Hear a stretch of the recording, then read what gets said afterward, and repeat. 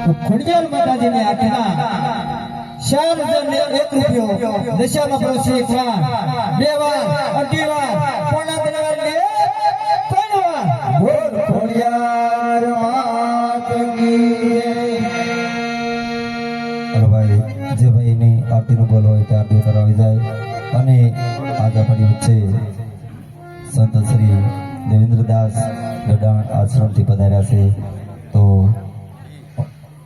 થોડી વારમાં અહીંયા